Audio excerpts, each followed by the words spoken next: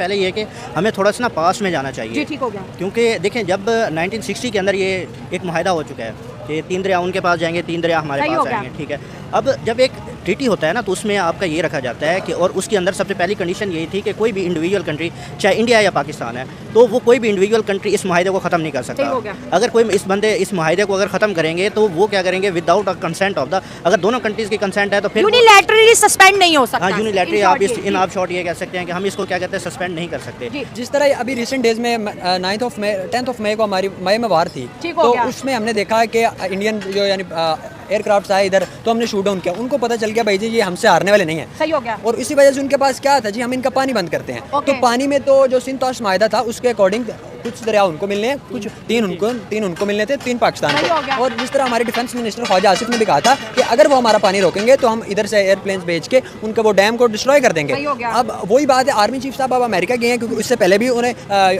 Lunch पे बुलाया गया। बिल्कुल प्रेसिडेंट ट्रंप ने उनको बुलाया, उनकी मीटिंग हुई थी और उसमें भी वो कह रहे थे कि जी आर्मी चीफ ने पाकिस्तान का जो मौक़िफ़ है वो वाज़ेह पेश किया सही कि हो गया। पाकिस्तान किसी भी हमले का मुंह तोड़ जवाब देगा। और अच्छा। इसी वजह से जब ट्रंप प्रेसिडेंट आया, आज से 2 साल पहले ट्रंप इंडिया की तरफ था। बिल्कुल इंडिया में उसके लिए इलेक्शन के लिए कैंपेन चली बकायदा। अब की बार ट्रंप सरकार। बिल्कुल। देखें, अब भारत जो है वो समझता था कि वो सब कॉन्टिनेंट का इस टाइम अमेरिका है, वो किसी पे भी हमला कर दे उसका कोई कुछ नहीं बिगाड़ सकता। अच्छा। लेकिन पाकिस्तान पे उसने हमला करके देख लिया और पाकिस्तान ने उसके आगे से दांत खट्टे कर दिए। अच्छा, बड़े दिनों बाद मैंने सुना दांत खट्टे हो गए हैं। जी, पाकिस्तान उन्होंने कहा, पहले कह दिया था कि आप हमला करके देखो, फिर हमारी तरफ से जवाब आएगा और उसके लिए आप तैयार रहना। फिर पाकिस्तान ने उनकी 26 जगहों पे जो हमला किया है, अच्छा। उनसे उनकी बोलती बंद हो गई है। और नरेंद्र मोदी ने कहा था कि पाकिस्तान ने हम पर ही हमला कर दिया, तो उसकी जो बॉडी लैंग्वेज थी उससे ही पता चल रहा था कि उसकी बिल्कुल ही खत्म हो चुका है, कि उसको कुछ समझ ही नहीं आ रहा कि वो आगे क्या कर सके।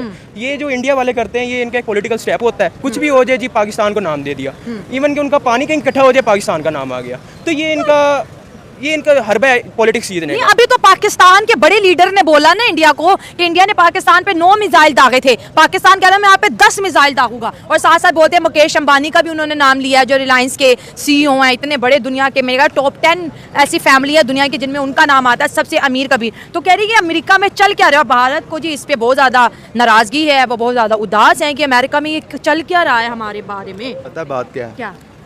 जंग हो जाए वो बेहतर है। अच्छा, क्यों? ये रोज का ना, ये वो समझते हैं कि ये कुछ नहीं है, ठीक है, ऐसी बात नहीं है। जंग हो जाएगी बेहतर है।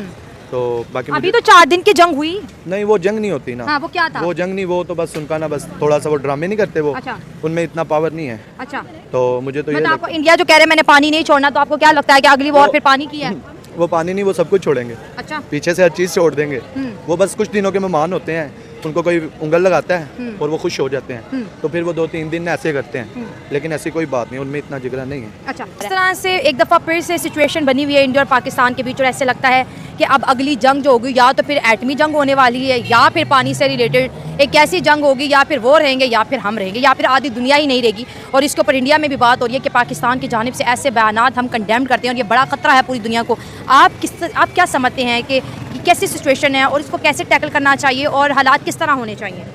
हम ये चाहते हैं कि देखें, हमारे मुल्क को देखा जाए तो बहुत बेरोज़गारी है। अच्छा। बहुत मतलब कि डाउन लोग फेर हैं। तो मेरा ये मैसेज है कि हम इस जंग से हट के ना, हम मतलब कि दोस्ती का हाथ बढ़ाएं उनसे। अच्छा। कि मतलब कि सुकून हो, कुछ परेशानियां ख़त्म हो।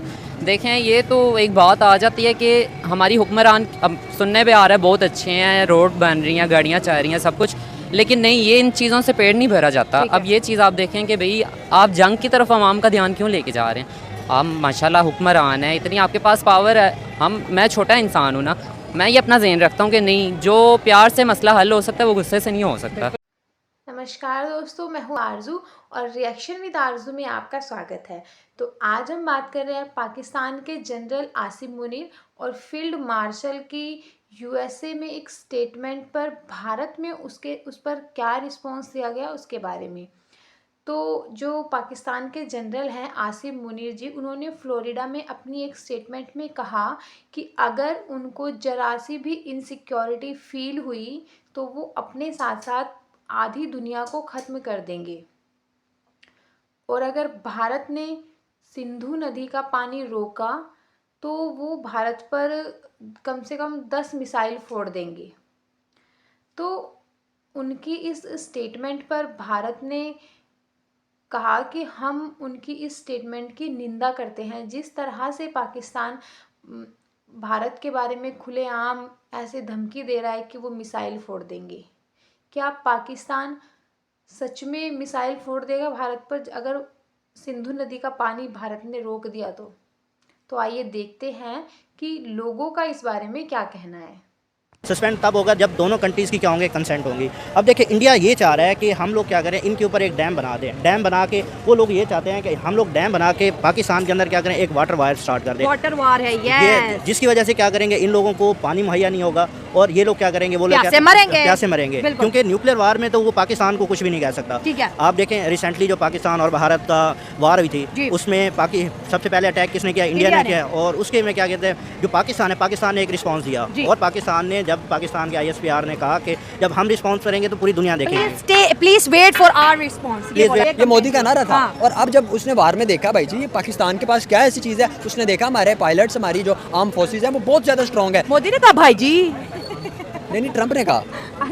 ट्रंप ने देखा ये हमारी बहुत स्ट्रॉन्ग है। फिर उसने जब देखा कि पाकिस्तान इंडिया की तरह क्या नहीं है, पाकिस्तान एक अमन पसंद मुल्क है, और फिर उसने अब इंडिया पे पहले ये कहानी तो ठीक है, ये मुझे भी रटी हुई है पूरी दुनिया को, लेकिन अब जो पाकिस्तान ने फिर से पानी के मामले में इंडिया को ओपनली धमकाया है कि नो नहीं, हम 10 मिसाइल तुम्हारे ऊपर फेंकेंगे। तो क्या इंडिया इस चीज से डर जाएगा? क्या इंडिया पाकिस्तान के फील्ड मार्शल आसिम मुनीर के इस बयानियों को बहुत सीरियस लेने वाला है? बिल्कुल वो बहुत सीरियस ले।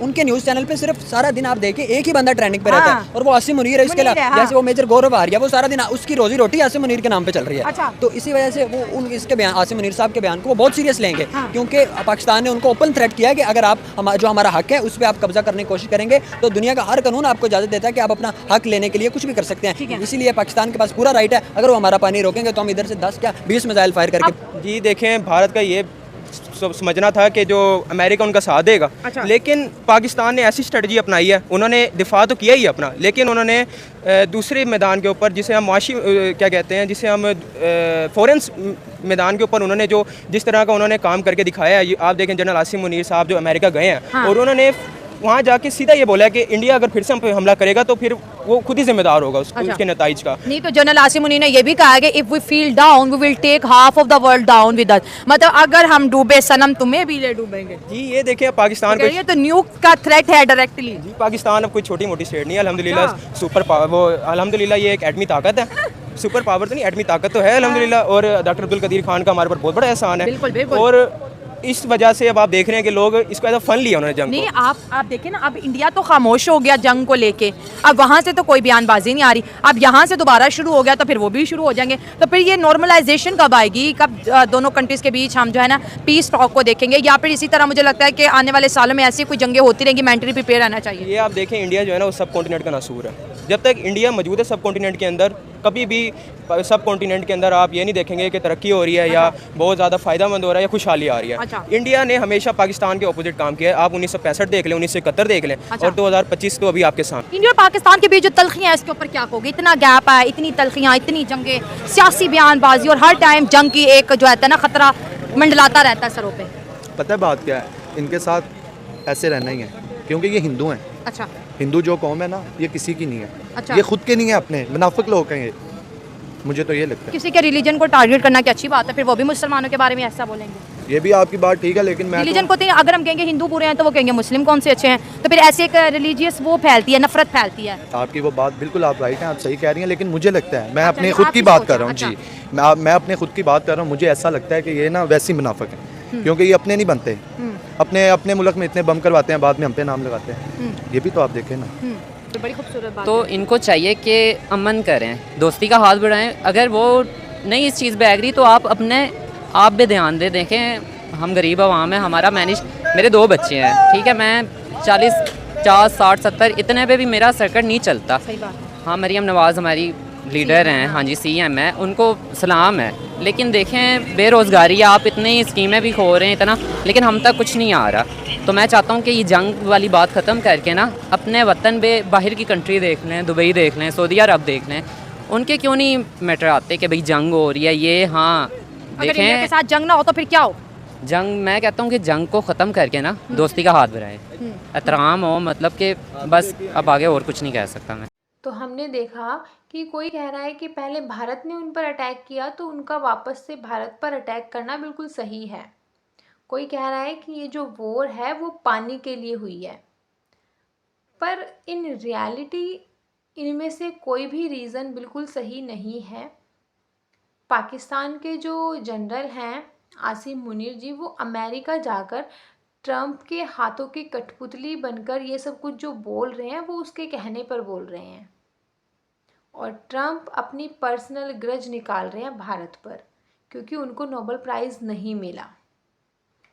कभी वो सैंक्शंस की धमकी देते हैं, कभी टैरिफ लगाते हैं, और भारत उनकी शर्तें नहीं मान रहा है तो उन्होंने पाकिस्तान को यूज़ करना शुरू कर दिया है ताकि भारत उनकी बातें मान ले और उनको ज़ीरो टैरिफ देना पड़े और वन वे ट्रेड उनको करने दे और रशिया के साथ अपने रिलेशंस ख़राब कर ले।